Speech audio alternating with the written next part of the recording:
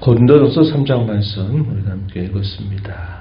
계속해서 사도가 편지의 앞부분에서 계속 주의 깊게 다루고 있는 주제는 근로회 지편으로 소개받았던 이 고린도 교회의 여러 사람들이 가지각색으로 서로 다툼과 분열을 일으키고 있다고 하는 이야기였습니다. 그리스도 안에서 한 마음, 또 같은 말, 같은 생각, 같은 목적을 품지 않고 각기가 갈라져 있는 그런 여러 형편들을 듣고서 사도가 그들에게 어떻게 해야 되는가 하는 것을 이제 편지를 통해서 설명해 가고 있습니다. 무엇보다도 사도는 사람들에 집중하지 말고 예수 그리스도 그분에게 집중할 것을 계속 강조합니다. 복음의 내용으로 다시 돌아갈 것을 촉구하는 것이죠. 예수님께서 행하셨던 그 일들을 생각해보고 그분이 우리에게 가져다 주신 그 은혜를 우리가 다시 깊이 돌이켜 봐야 될 것을 계속 이야기했습니다. 이 복음이신 예수 그리스도, 그분에 대한 복음의 전파, 또 그 복음과 함께 역사하시는 성령 하나님의 역사로 말미암아 우리는 구원을 받은 자고 우리는 하나님과 화목을 이룬 자들이다 하는 사실을 깨우쳐 줍니다. 이 복음의 역사는 하나님의 지혜로 주어진 것이고 거기에 하나님의 능력이 나타난다 하는 것을 강조하면서 반면에 이 세상의 지혜, 이 세상의 지식으로는 그러한 것과 도무지 비교될 수 없는 그런 것이다 하는 사실을 강조해 주었습니다. 오늘 우리가 이 3장에서 읽는 내용들도 계속 그런 내용들의 연장선상에서 사도가 계속 이야기하고 있습니다. 교회가 은사가 많고 여러 가지 많은 장점들이 있다 할지라도 교회가 서로 성도들 사이에 분열하고 마음이 하나가 되지 못하고 하게 된다면 그 교회는 겉으로 볼 때는 많은 그런 장점을 가졌음에도 불구하고 그 교회를 수준으로 말하게 될 때는 결코 성숙한 사람의 모습이 아니라 그것은 마치 어린아이와 같은 모습과 같다 이렇게 말하는 겁니다. 우리가 교회에 보이는 어떤 외적인 어떤 풍모라든지 이런 것들이 교회를 판단하는 수단으로 우리가 생각하기 쉽지만 우리 주님께서 교회를 보시는 그 수준을 말할 때는 얼마나 하나님의 말씀에 따라서 그 성도들이 그 말씀에 얼마나 신실하게 따르느냐, 또 얼마나 그 성도들이 서로 사랑 안에서 하나가 돼서 연합하고 있는가, 또 신앙의 열매들이 얼마나 잘 나타나서 그들의 품성이 하나님을 닮아가고 있는가 하는 것이 그 교회를 바라보시는 주님의 평가다 하는 것을 지적을 하고 있는 겁니다. 이제 사도는 본문 5절 이하로부터 어떤 이야기를 하느냐.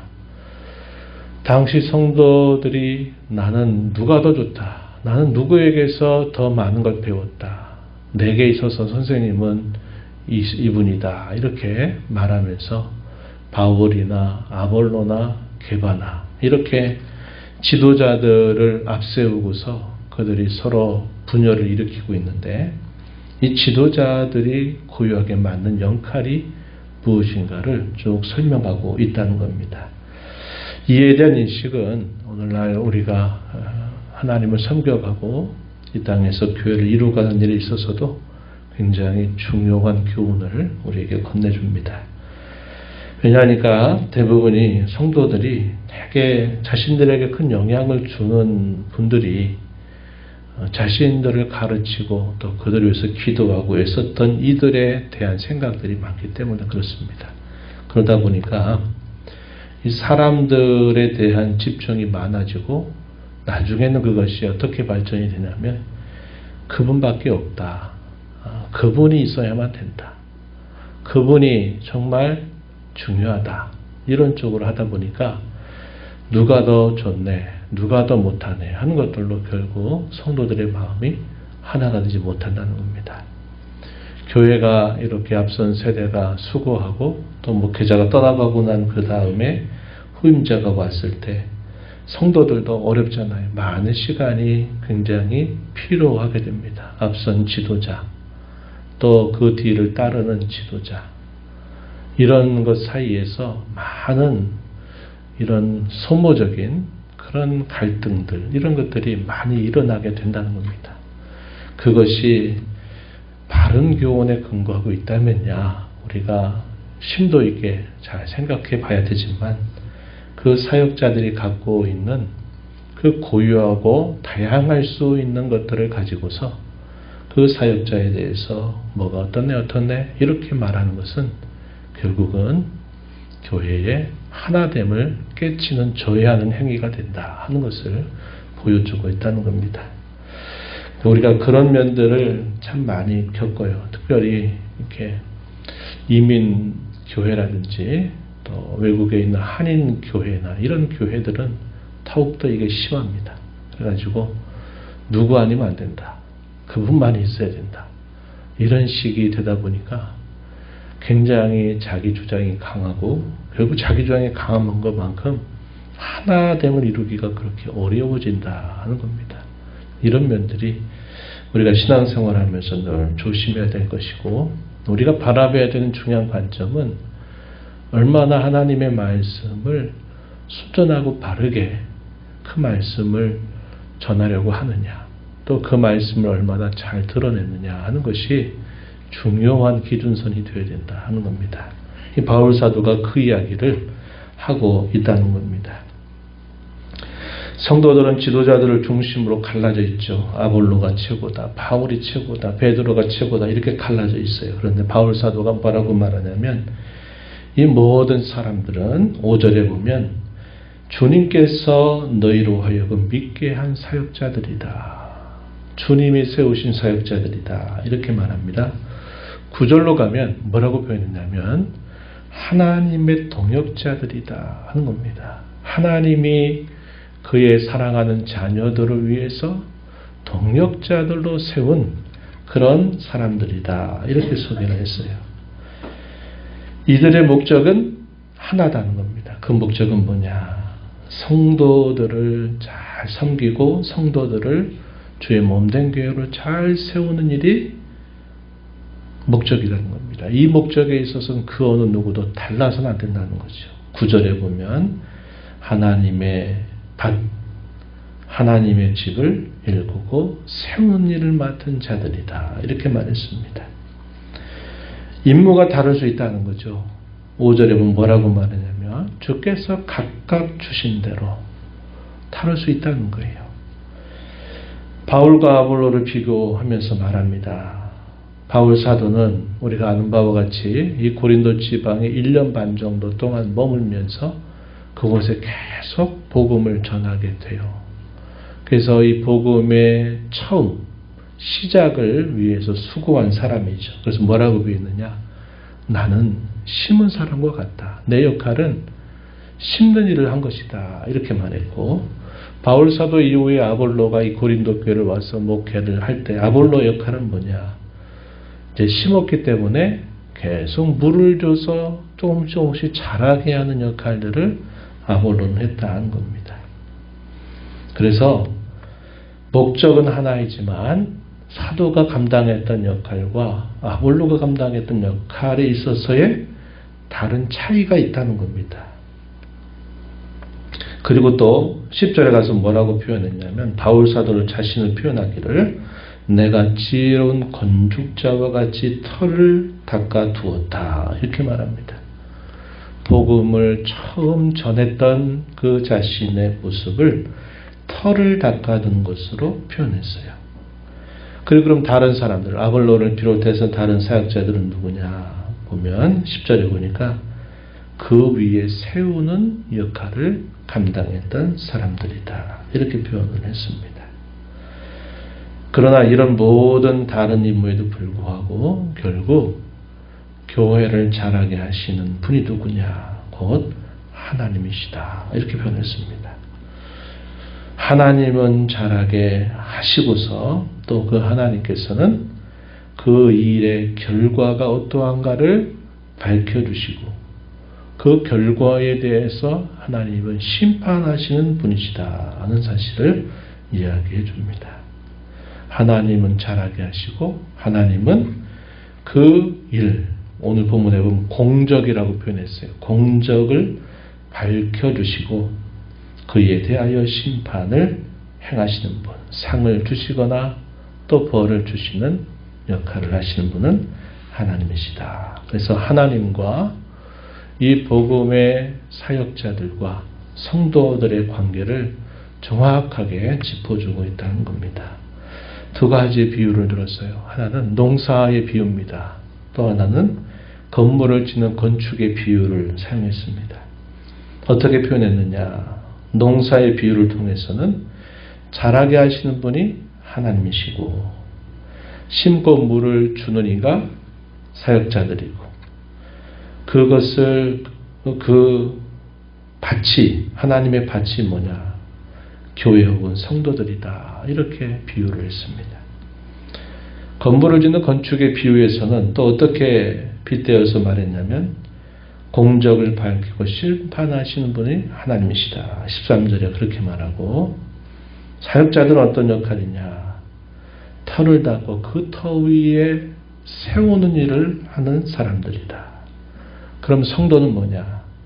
건물 혹은 하나님의 집이다. 이렇게 표현되어 있습니다. 그래서 사역자들과 성도와 하나님의 관계를 정확하게 비유를 통해서 가르쳐주고 있다는 겁니다.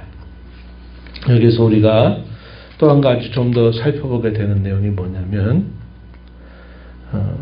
11절 이하에 보면은 이렇게 말했습니다. 11절에 보면 터를 닦아두는데 이 터가 뭐냐 했을 때 이 터는 곧 예수 그리스도이시다. 이렇게 말했습니다. 예수 그리스도라고 하는 터 위에 이제 말씀의 사역자들, 복음의 사역자들이 하는 일은 그 터 위에다가 터를 닦고 또 그 터 위에 무엇인가를 세워서 건물을 세워간다는 겁니다. 12절에 보면 금이나 은이나 보석, 또 나무나 풀이나 집, 두 종류의 이런 재료들을 소개하고 있어요. 금이나 은이나 보석도 서로 다른 것들이지만 이 세 가지의 성격은 뭐냐? 터 위에다가 이런 금이나 은이나 보석으로 터를 세우게 되면 이 터가 견고하고 값지게 세워질 수 있다는 겁니다. 그렇죠? 반면에 두 번째 소개되고 있는 것들, 그게 뭐냐면 짚이나 풀이나 나무로 만약에 그 터 위에 세우게 된다면 이것들은 약하다는 겁니다. 그래서 그 집이 얼마나 견고하게 세워졌느냐 하는 것을 판가름하는 게 뭐냐면 소위 불이라는 거예요. 불이 났어요. 그 터 위에다가 금이나 은이나 보석으로 세워졌다면 불이 아무리 뜨겁게 그 건물을 태운다 하더라도 그 건물이 보존이 되는 겁니다. 그러나 반대로 여기 나무나 짚이나 풀로 세우게 될 때 불이 나게 되면 그것들은 다 타버리게 돼서 기둥이 무너져 버리고 만다 하는 거죠. 그럼 이게 뭘 말할까요? 예수 그리스도라고 하는 터 위에 튼튼한 기둥을 세우고 불과 같은 시험을 만나게 될 때 그것을 견디게 해주는 것과 견디지 못하게 해주는 것, 이런 분명한 차이를 나타내죠. 이것은 바른 교훈이다 이겁니다.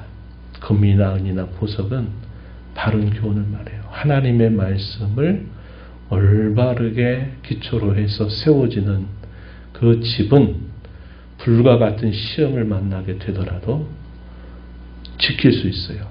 견뎌낼 수 있다는 겁니다. 그러나 그렇지 않은 것, 나무나 풀이나 집 같은 경우는 올바르지 못하다는 거죠. 평상시에는 세운 역할을 했는데 시련과 어려움과 불같은 일을 만나게 되면 결국 다 무너져 내려버리는 결과가 있게 될 것이다 하는 겁니다. 그래서 여기서 말하는 재료들이 사역자들이 어떤 재료를 가지고 하나님의 집을 세우느냐 했을 때 성경의 올바른 진리를 따라서 몸된 교회를 잘 가르치고 그 교훈에 합당하게 서도록 하는 것이 바로 금이나 은이나 보석 같은 걸로 세운 것이죠. 우리 신앙도 개인적으로 마찬가지일 겁니다. 예수님이라고 하는 터 위에 우리의 신앙이 세워질 때도 우리의 신앙의 다양한 면모들이 있잖아요. 우리가 금요일날에 살펴봤지만 전통이라든지 잘못된 그런 어떤 관습들 이런 것들에 의해서 신앙생활을 할 수 있어요. 그런데 그것들이 어떤 경우에는 걸림돌이 돼서 도리어 신앙이 올바로 서지 못하게 하는 것들이 된다는 겁니다.